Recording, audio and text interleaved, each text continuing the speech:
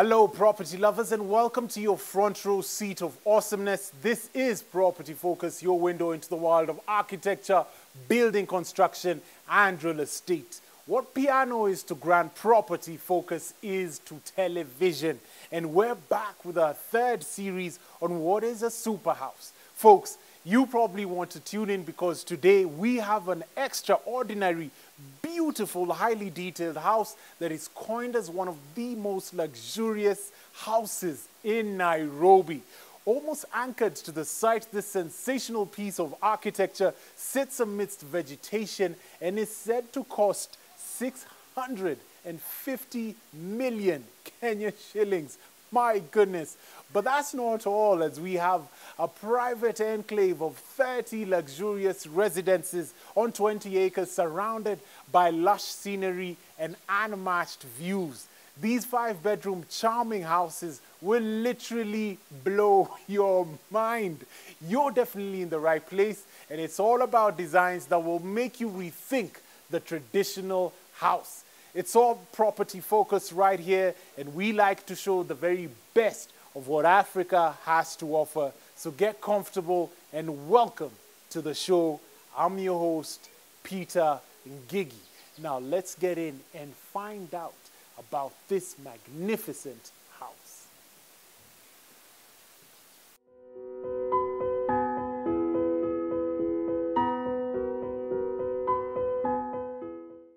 Excellent. Now, to start us off on this exhibition on super houses is a property that redefines luxury. Surrounded by lush sceneries and unmatched views, this private sanctuary is undoubtedly a singular pursuit of bliss. When we look at these houses, we want to know what you also think, and we're going to have a chat with the architect. Welcome to Property Focus, Peter. Thank you for having me. Tell us about yourself. My name is Peter Wasilwa. I'm an architect. What is a super house? I would define a super house to be a house or a piece of architecture that is authentic and true to the environment in which it is placed, in terms of responding to the slope, the views, and things like that. Interesting, interesting. What criterion was being given to this particular project when you were building and designing it? So, the biggest parameter in this site was the trees. Okay. As you've seen, some of the trees here are as old as 200 years. So when we did the survey, we found there were 1,300. After several weeks of setting out and shifting things here and there, I approved that about 200 of those be cut to pave way for the construction. So in a sense, we saved more than 1,000 trees. But over and above that, we are currently in the process of planting another 600 to make sure that the ecosystem and the biodiversity is preserved. So the idea is to create a community that interfaces with each other, especially from the public and semi-public spaces, but also affords the residents their privacy at the same time. Amazing, amazing. Peter, what makes this house a super house? I think this house is authentic. It has a very unique credibility to it because, first and foremost, it does not overwhelm the environment in which it is, you know. It fuses very comfortably within the environment, as you would see. We moved quite a few of the buildings to save the trees. How you curate the views was very important when we were setting out the houses. And one of the biggest considerations in this design was really this idea of bringing the inside outside and also the outside inside, so that you are able to enjoy this beautiful environment. Because at the end of the day, what we are really giving the people here, this house can be built anywhere, but I don't think this environment can be found anywhere. Absolutely. So we considered the environment itself to be the most fundamental determining factor in how everything was positioned, including the choosing of furniture, the choosing of the finishes, the lighting, the color scheming, and all the exterior skins.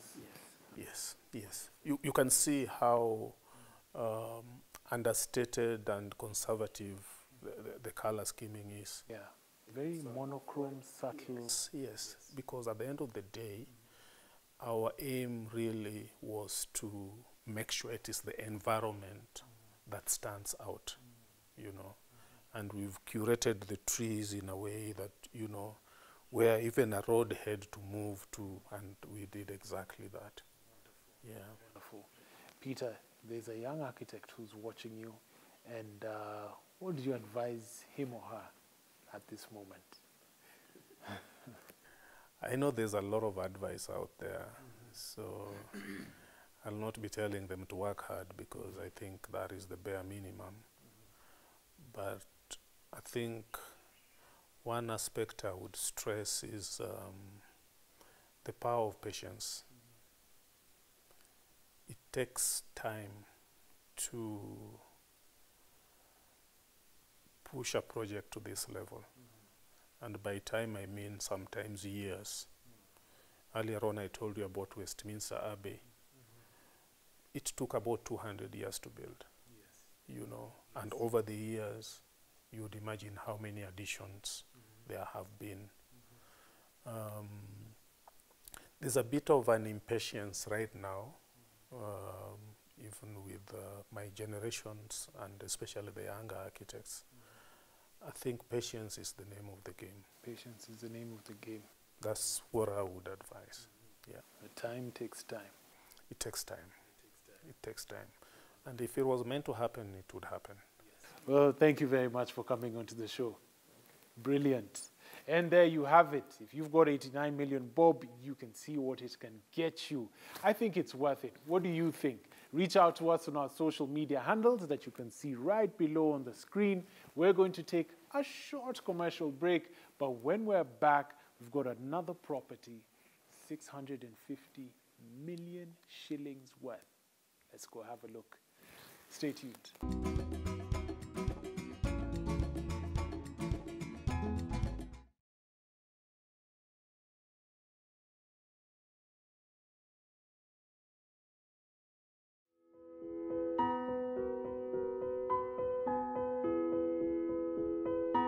Welcome back from the break onto the property you've been waiting for.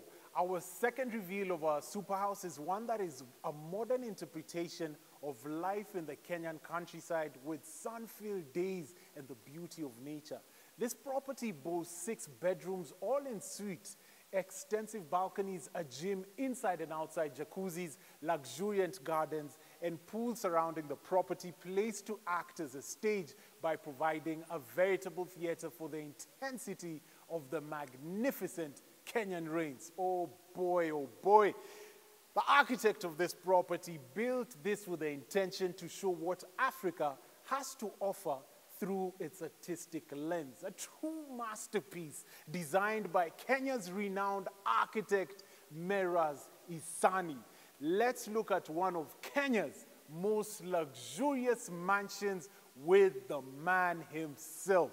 Welcome to Property Focus, and tell us about yourself, sir. In '84, they took the father and the mother and put him in prison, and they confiscated all the family's wealth. And we were 3 brothers here with 10 children, so whatever funds we had went towards their education and the funds finished. So we had to start thinking how to make some money. And I came upon the idea that if I could create something beautiful on the computer and show people, they might accept to buy it as houses. And at that time, Kenya was very unsafe. The houses were not safe. So I came upon an idea of doing a gated community where it was safe and the houses were sort of delightful. At that time, the houses in Kenya were copies of colonial architecture. And so I designed 40 houses and offered them to the public, and they were bought because people tend to like them. This house is one of them. And so basically, that is how, from being an architect, I became a developer. Now, the 650 million Kenya shilling question. What was your criteria when building or developing this particular property? Well, you can imagine if you're starting being a developer and you haven't done it before, you start thinking about different things, what it is that would sell. And you think very, very hard. And the difference between what was in Kenya, as I said, people either copied English architecture or Dutch architecture. And English architecture happens to have smaller windows, enclosed spaces, because that's how the British live, because it's so cold over there in the winter. And I thought, why not make use of this beauty? So opened up the windows, brought the outside in, created huge spaces, and people tend to like it. They hadn't seen anything like this. So the houses went very quickly. And the 650 million, the figure was just brought about by a journalist, I think. It didn't come from us. But what did happen, we sold some houses for 26 million shillings, the medium-sized houses. After about 2 years, we ran out of those houses, and we had new buyers. So we went to buy the old houses, which we sold for 26 million. And we offered to 3 homes 250 million. They wouldn't sell. So that's how Magnolia became a sort of a famous name, and people wanted to be here. And the other thing is that besides just the house, there are beautiful facilities, about 4 acres of beautiful gardens, 3 swimming pools, gymnasium, meetings place, restaurant. So there are a lot of amenities which had not been seen before in Nairobi. So people began to embrace it. Tell us about the features of this house. I think the most important thing is probably the space itself. Nairobi is one of very few cities in the world where air conditioning or heating or cooling is not required. So it's a great opportunity to take the cement and the brick and form it in a different way and create beautiful spaces. And some of those spaces come from Iranian architecture, where spaces tend to fall into each other, move into each other. And walls, because they built with brick many, many years ago, the walls were very thick. And in order to lighten it, they would create niches. So the wall actually became an opportunity rather than a barrier. So working with spaces and walls in that way and materials, you find that you get a new kind of architecture.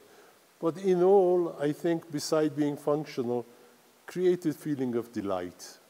And if one can achieve that, then it's always sellable. I love this question. I have to ask every architect this question. What is a superhouse, and when was the first time you came across a superhouse? To explain what a superhouse is, perhaps I can give you a couple of images. The first is, if you ever go to Istanbul, go to Hagia Sophia, the mosque that became a church that has recently been returned to a mosque.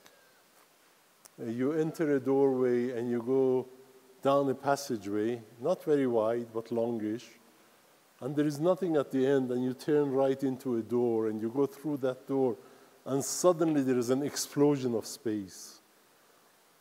And it's amazing, and it's surprising, and it's beautiful. And if you can capture some of that magic, which is space and surprise and delight, and put that into a house. That is what I would call a super house. I notice you haven't used burglar proof on these windows. Why is that so? So, as I said, there was a lot of insecurity in Kenya some 20, 30 years ago. And thieves would come into the houses at will. So I decided that if the country is so beautiful and you want to look at the beauty, then you don't want to be looking at that beauty through bars. So we created swimming pools, but used them as moats. And they exist in front of the living room, so we can have all the grass free without any burglar bars. So if you want to come and take a TV, you have to go through 2.5 meters of water. And as a joke, if you want to be particularly dangerous, you put a crocodile in there. So, in fact, the openness and the water are our burglar bars. So the house is all free looking out, and it's so easy then to bring the inside and outside together. My goodness, superb. The challenge here was to build a home that was opulent but intimate, with massive attention to detail, a comprehensive team, and see what they achieved. I reckon they pulled it off. What do you think? Your story might be called resilience or hope or even freedom. It's the story of the phoenix, as the architect said. Powerful stuff. We've got our billboards up next and a materials profile thereon after.